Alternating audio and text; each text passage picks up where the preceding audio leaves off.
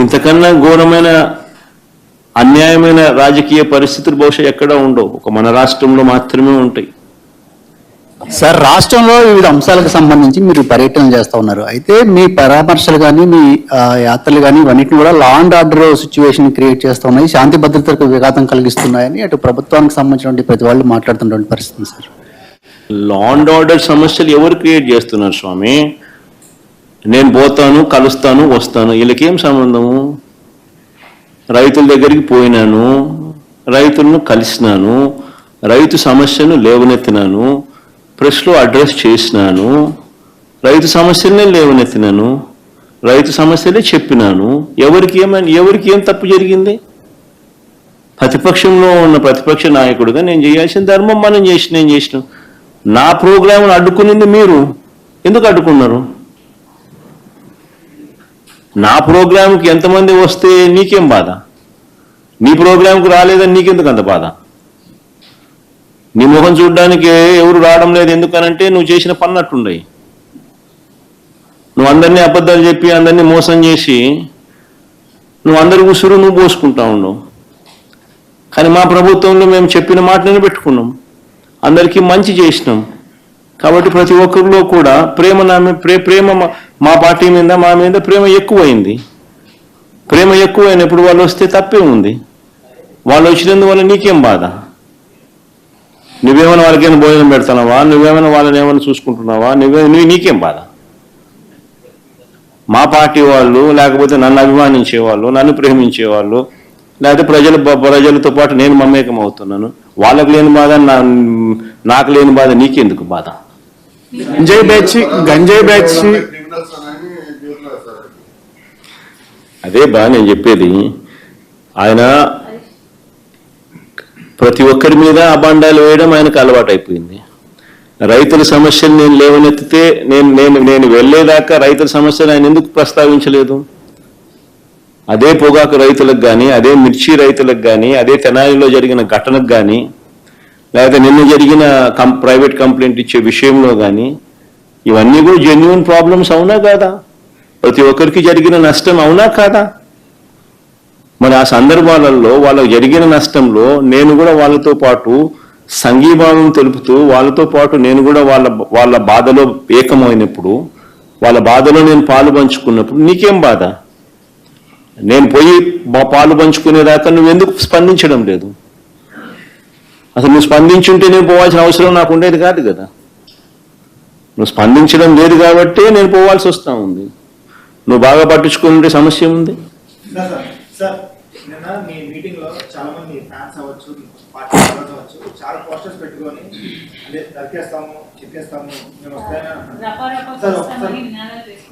Dialogue చెప్పు ఒకసారి, మళ్ళీ ఏమన్నా మళ్ళా చెప్పమా? పూర్తి డైలాగ్ చెప్పాలా? పూర్తి డైలాగ్ చెప్పది ఏంటి? మళ్ళీ కొంచెం మైక్ తీసుకొని చెప్పు, బాగా వినపడుతుంది నాకు. ఏం జాతరలో? మళ్ళీ చెప్పు. గంగమ్మ జాతరలో పొట్టేళ్ల తలకాయలు కోసినట్టు రప్ప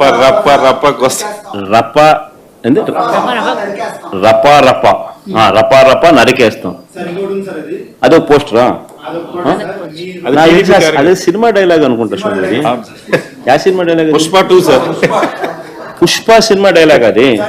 మరి నువ్వే చెప్తున్నావు స్వామి. అంటే ఇప్పుడు పుష్ప సినిమా డైలాగులు పెట్టినా కూడా తప్పేనా? అసలు డెమోక్రసీలో ఉన్నావా, డెమోక్రసీలో లేమా స్వామి మనం? ఇది నాకు అర్థం కాదన్నా. అంటే పుష్ప సినిమా డైలాగులు పెట్టినా తప్పే, పుష్ప ఫోటోలు పెట్టినా తప్పే, గడ్డ మిట్టనే తప్పే. ఏమి స్వామి ఇది? ఏ ప్రపంచంలో ఉన్నాము? ఇదంతా డెమోక్రసీలో ఉన్నామా, డెమోక్రసీలో లేమా? సార్, ఆ పోస్టర్ పట్టుకున్న అతను కూడా టీడీపీ కుర్రాడు సార్. అంతకుముందు టీడీపీ నాయకుడితో కలిసి దిగిన ఫోటోలు కూడా బయటకు వచ్చాయి. అతను టీడీపీ కార్యకర్త, టీడీపీ సంబంధించిన మెంబర్షిప్ కార్డు కూడా ఉంది అతని. కానీ అతను మీ పార్టీకి సంబంధించిన వ్యక్తిగా ఆ మనిషికి టీడీపీతో ఇంత ముందు గతంలో తిరిగిన ఫోటోలు కూడా ఉన్నాయా? మెంబర్షిప్ కూడా ఉంది సార్. ఆ టీడీపీ సభ్యుడు కూడా మెంబర్షిప్ కూడా ఉన్నాడా? అంటే దాంతో వీళ్ళే పెట్టించినారా? పెదకూరపాడు నియోజకవర్గం సార్. ఓ టీడీపీ సభ్యత్వం కూడా ఉందా? మరి మనది బాగా చూడండి అబ్బా. అయితే సభ్యత్వం కూడా ఉందంట. మళ్ళీ ఏదైతే నేను లేపాపం మనం అయినా కానీ మాట్లాడాలనుకుందాం ఇంకా సంతోషపడదాం. సార్ ఇందాక మీరు ఒక జీవో ఎక్స్ప్లెయిన్ చేశారు. అంత టీడీపీ సింపతైజర్ కూడా చంద్రబాబు నాయుడు మీద కోపంతో మారినాడు అని చెప్పి సంతోషపడదాం. మారి టీడీపీని రపా కోసేస్తానని కూడా అంటున్నాడని కూడా సంతోషపడదాం. నిజంగానే బాధ ఉంటుందేమో కదా వాళ్ళకు కూడా. అన్ని పథకాలు ఎగరగొడతా ఉన్నాడు, అన్ని అబద్ధాలు అయిపోయినాయి, ఫీజు రీయింబర్స్మెంట్ లేవు, ఆరోగ్యశ్రీ లేదు, రైతులకు పెట్టుబడి సహాయం రావడం లేదు, పెట్టుబడి గిట్టుబాటు ధరలు రావడం లేదు, మరో పక్క అబద్ధాలు మోసాలతో సూపర్ 6లు లేవు, సూపర్ 7లు లేవు. మరి ఆయన బతుకులు చిన్నాభిన్నం అయిపోయిన పరిస్థితుల్లో ఆయన మార్పు వచ్చిందేమో. వచ్చి ఆయన కూడా టీడీపీ యాక్టివ్ మెంబర్ అయినా కూడా వైసీపీలోకి తాను చేరి టీడీపీ వాళ్ళ ఫోటోను టీడీపీ వాళ్ళ మీద ఆయన ఆక్రోశం చూపిస్తూ ఏమన్నాడు, ఏ జాతరలో, గంగమ్మ జాతరలో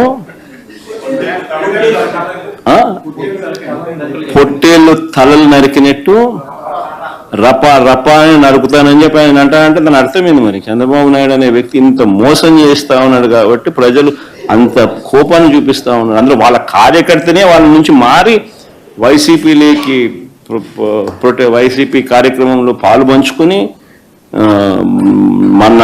మన అభిమానస్తుడై నెక్స్ట్ టీడీపీ ప్రభుత్వంలో టీడీపీ వాళ్ళను రపా ఏం జాతరలది, గంగమ్మ జాతరలో పొట్టేలు తల నరికినట్ట రపా నరుకుతాను. మంచిది కదా సార్. ఇప్పుడు ఒక నిమిషం సార్, ఇక్కడ సార్ హియర్ సార్ సమస్యలో ఇందాక మీరు ఒక జీవో ఎక్స్ప్లెయిన్ చేసి మైన్స్ ని 436